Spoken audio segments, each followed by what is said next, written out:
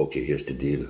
It's 5:30 on Saturday morning and I want to make some sourdough bread.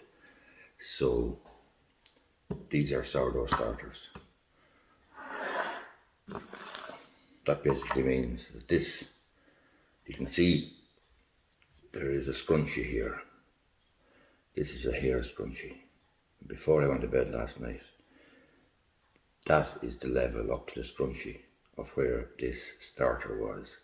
And the starter is comprised of rye flour, 100% rye flour and water. So that's all that's in it, rye flour and water.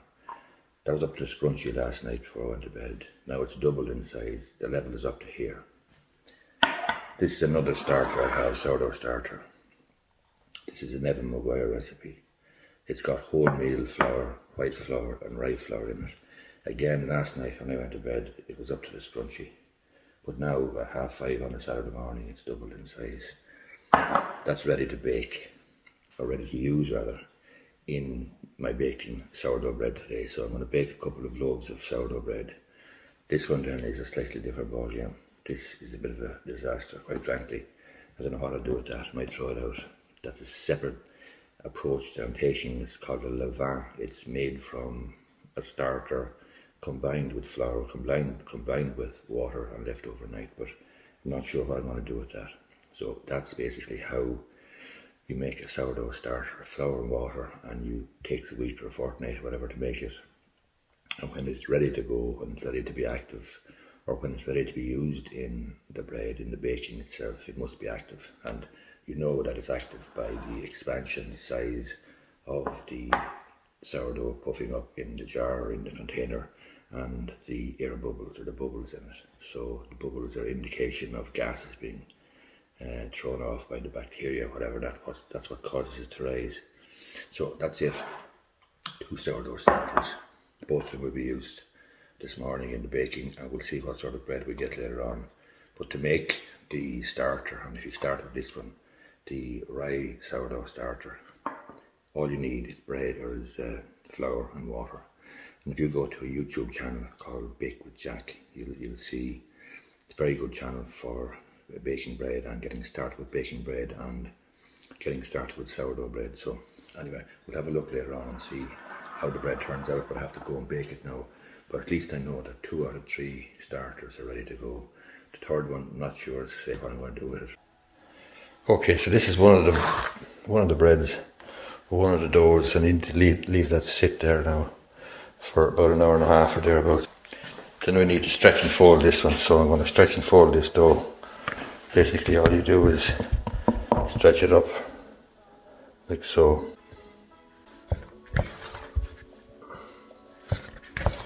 I'm stretching this now and I'm folding it in the bowl. So I'm building up the gluten, which is going to give a nice crumb hopefully, and an extensible dough, and basically it's going to give structure, it's going to give a gluten structure to the bread. So I do this I think 6 times or thereabouts over the course of about 6 hours or so. And then there's a few other steps to be taken. That's the dough there. What we're looking to do there now is basically stretch it and fold it over on itself. I don't even take it out of the bowl, just leave it in the bowl. I let it stretch. I stretch it and I build up the gluten, build up the strength. So that's what I'm at there. And we'll leave that now for about half an hour or an hour. Come back again and do the same thing again.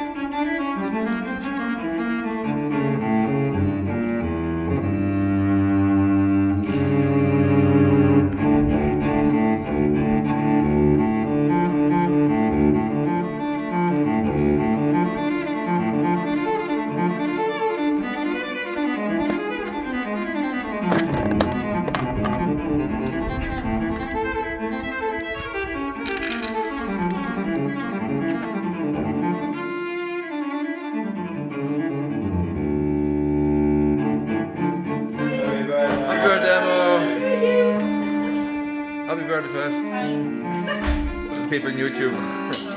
2 bowls of dough are in the fridge, and like they've expanded pretty fast. But like that's in the fridge, so if I take it out, that's gonna go faster. So I was.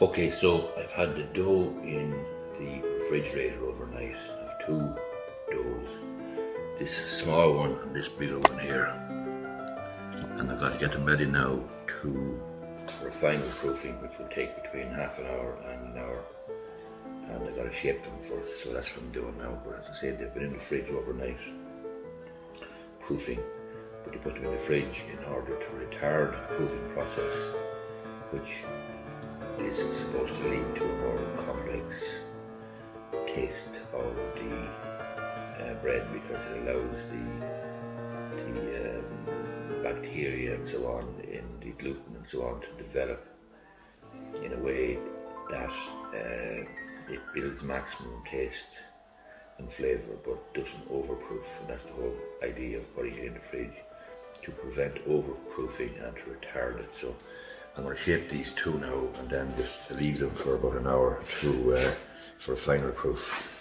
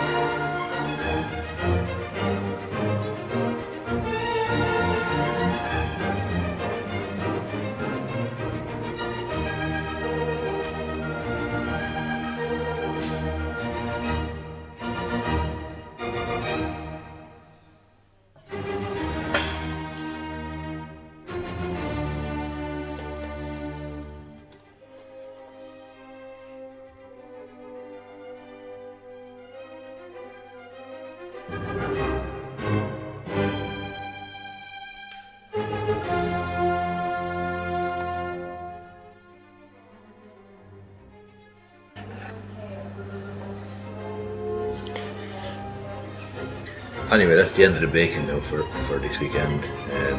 Nice bit of bread there. Looking forward to my lunch. Looking forward to lunch for the rest of the week, and at least I know the time and effort and so forth and TLC that's gone into making the bread. I know it's proper bread as well, and it's a long time since we've bought any bread in the supermarket or anywhere else for that matter, so looking forward to that. Now, if you get any value out of the video and if you enjoy it, I would appreciate if you give the thumbs up down below, and you may be interested in subscribing to my YouTube channel.